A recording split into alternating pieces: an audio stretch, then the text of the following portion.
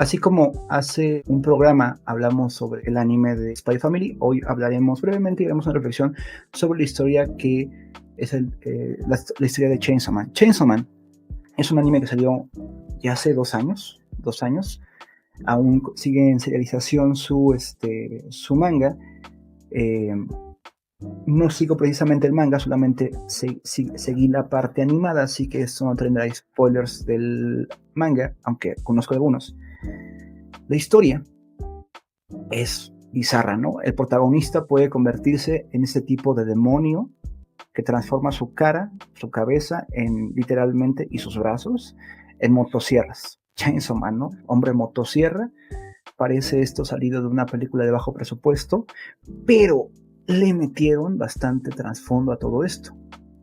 Inicialmente, Denki, que es el protagonista de nuestra historia, es un chico que por las deudas que contrae su padre tiene que trabajar y trabajar para pagar esas deudas a costa de sus órganos, a costa de su ojo. Para este momento no tiene ojo, no tiene incluso, me parece que testículos, o que no tiene algunos órganos, o que no tiene un riñón, a causa de la deuda. O sea, con quien contrajo su deuda su papá es un mafioso, que si no le pagan, como el papá ya murió, si no le pagan va a cobrarse con partes de su cuerpo.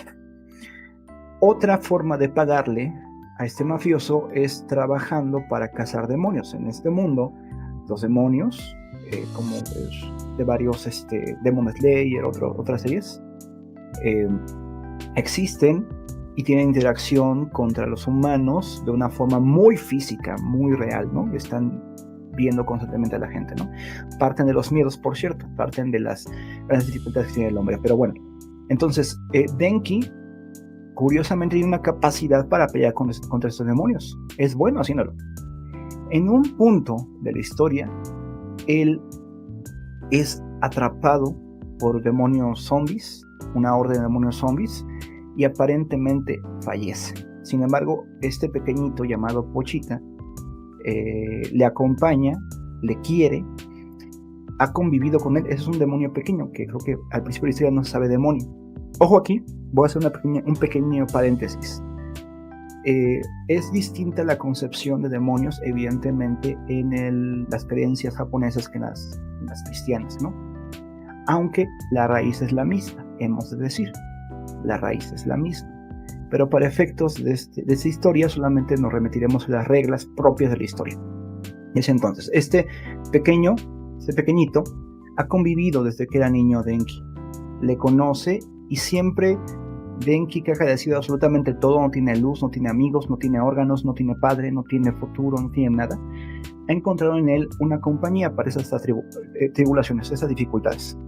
Hola, ¿qué tal? ¿Cómo estás, Shalma? Qué bueno verte por acá. Qué bueno verte por acá. A ver, ¿cuándo también entras para platicar un rato?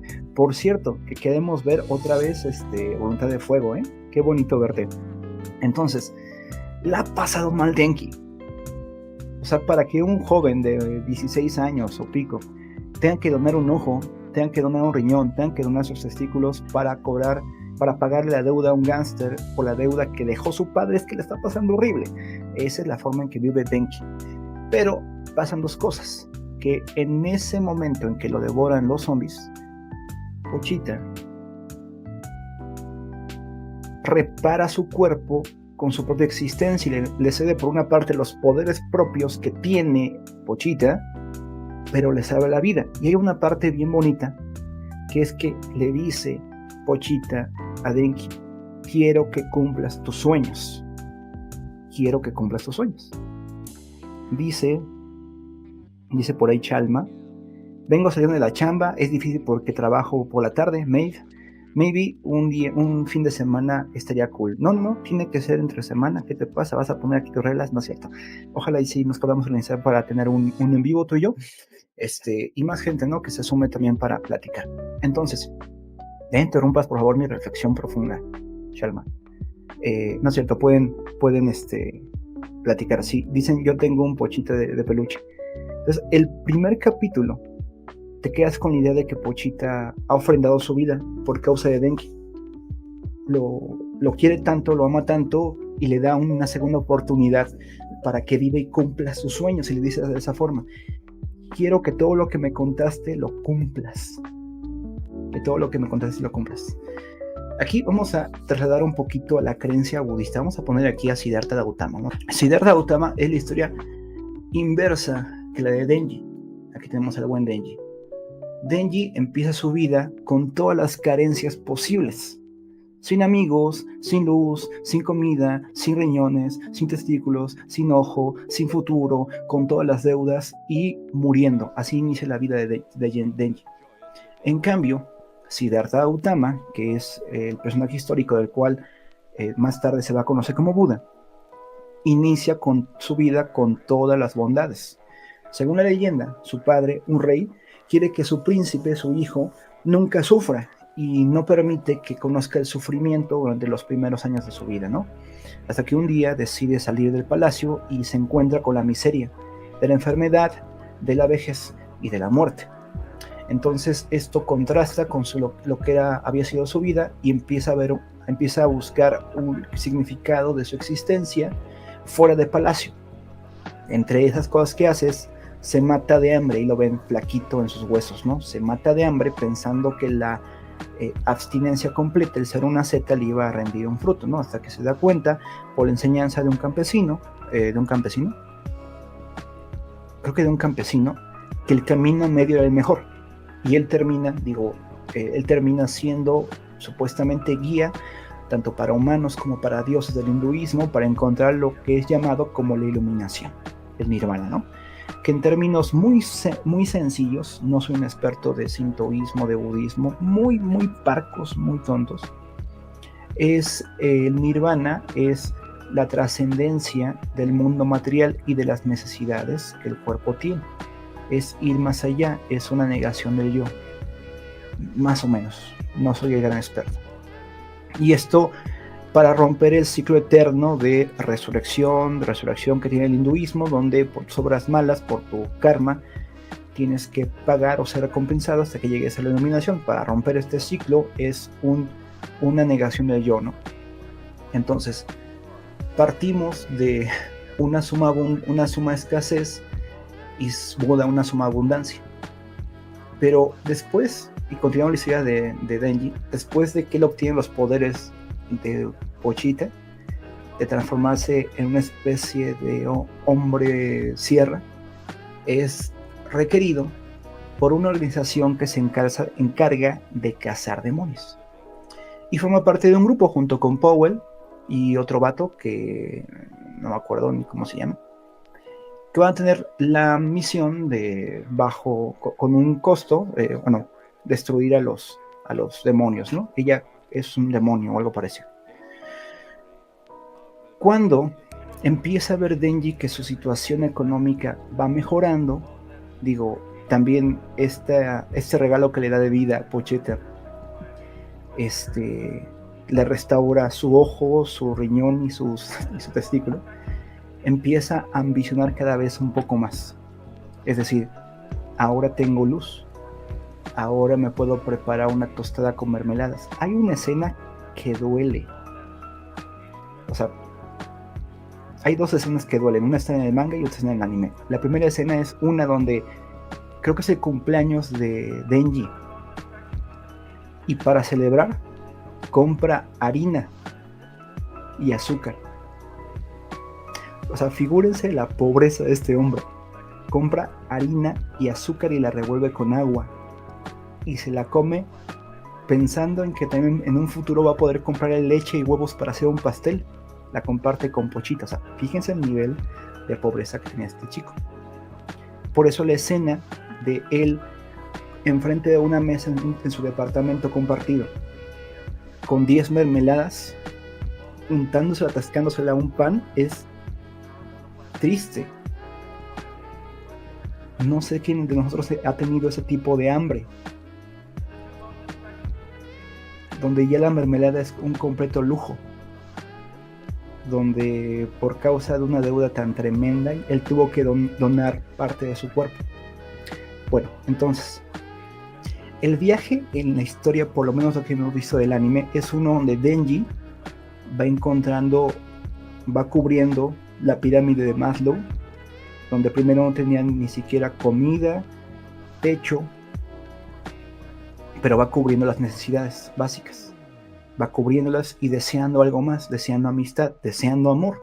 De hecho, ese es el problema que tiene, que hay personas que van a aprovecharse de esta ambición que va a ser recurrente en el hombre. Entonces, digamos que Denji va transitando por la pirámide de Maslow, pero va encontrando un aspecto que estoy seguro que tú y yo hemos paladeado. Cuando alcanzamos aquello que no creíamos alcanzar en nuestra vida, la ambición humana natural es que deseemos otra cosa. Y cuando alcanzamos esa cosa, deseamos otra. Y cuando alcanzamos esa, deseamos más. Es naturaleza humana, de lo cual Buda de alguna forma quería liberar a la humanidad y al panteón de dioses hindús de la necesidad de más, de la cual Denji estaba empezando a entrar. En términos budistas, quizá Denji estaba más cerca del nirvana, no teniendo nada, y desprendiéndose cada vez más. Pero resulta que la ambición natural del hombre es hacia más, y esta pirámide de Maslow empieza con las necesidades fisiológicas, dónde dormir, bueno, comida, todo eso, ¿no? Necesidades de seguridad, necesidades sociales, necesidades de estima y necesidades de autorrealización. Aparentemente las necesidades biológicas son más importantes que las más amplias que nos acercan más a un ser humano. Es decir, compartimos necesidades fisiológicas con los animales, pero la necesidad de autorrealización o de estima no son necesidades humanas. Sin embargo, Maslow las clasifica en menos importantes que las bases, ¿no? No tenía nada Denji y de repente puede comer tostadas y, sorpresa, tener acceso a su más alta necesidad en la pirámide de Maslow, que es la afectiva. Pero Makima, que es la personaje que ven aquí, que es creo que es una alta directiva de la organización de cazadores de demonios, le convence, le engatusa, le seduce para que él piense que ella y no otra persona puede complacer sus necesidades o puede saciar sus necesidades de estima. Le trabaja pero bonito. De hecho, a ver si puedo... No, voy a tardar mucho en buscarlo. Ahorita hablamos de Powell. Hay una escena en el opening. Vamos a poner el opening. Hay una escena en el opening donde Makima le ofrece un caracol, pero un caracol que ha sido infectado. Por eso tiene los ojos así desorbitados y de colores. Es una bacteria que se le mete a los caracoles, que los ataca, ¿no? Entonces Makima le da ese caracol para que se lo coma. O sea, y en la música habla de su necesidad de él de ser manipulado, ¿no? Tiene un tipo de apego que creo que es el llamado apego ansioso, donde pues va a hacer todo lo posible a riesgo de sacrificar su vida o alcanzar aquello para no perder la afectividad. Ese es Denki, un pobre diablo que ha empezado a tener un poco más y que va a estar atrapado por mujeres que le manipulen continuamente. Creo que eso es parte de spoiler de la parte 2 de Chainsaw Man. Y siempre buscando más, que era de lo que nos quería prevenir el señor Siddhartha Gautama. ¡Ey! La espiral es interminable. El nirvana no se alcanza con acumular karma. Deshazte de ello, quítate todas esas ataduras y trasciende y sé feliz. Sin embargo, hay aspectos, desde Occidente no se entrevé tanto. Vamos a poner aquí Jinso, budismo. Me parece que es esto.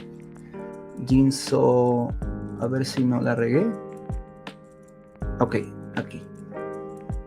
Vamos a poner esto. Esto es una leyenda budista. Solamente para darles una muestra de que el budismo no es la gran panacea que se plantea incluso en sus propios términos. Open Image. Estos son... este está bien bonito. Estas figuras que ven en la imagen son estatuas dedicadas a una, vamos a llamarlo así, advocación de Buda, un santo del budismo, y se le ponen porque este es el santo o patrón, digamos, de los niños, porque resulta que en la creencia budista, quiero poner una imagen, este está bien bonito, ahí está, miren, este parece Virgen de Guadalupe, de los Destroyers. En la creencia budista, que aparentemente te promete salir de ese círculo interminable de reencarnaciones, ambiciones frustradas, etc., ahí no todo es tan bueno. Les platico así brevemente y con esta parte terminamos este segmento. Un poco de la leyenda de Jizo y el Guarabe Jizo. Resulta que en la creencia budista los niños que son abortados y los niños que mueren antes de nacer o recién nacidos, me parece también, no trascienden. ¿Por qué? Porque al llegar a un río en el inframundo, en un tipo de purgatorio, hay demonios que no les dejan cruzar. Entonces están condenados a nunca llegar al nirvana. Entonces hay este santo Jizo, que tenía la capacidad de ir al nirvana, decide quedarse en ese purgatorio para ayudar a los niños. Es por eso que están esas estatuas, que son una conmemoración a esa bondad.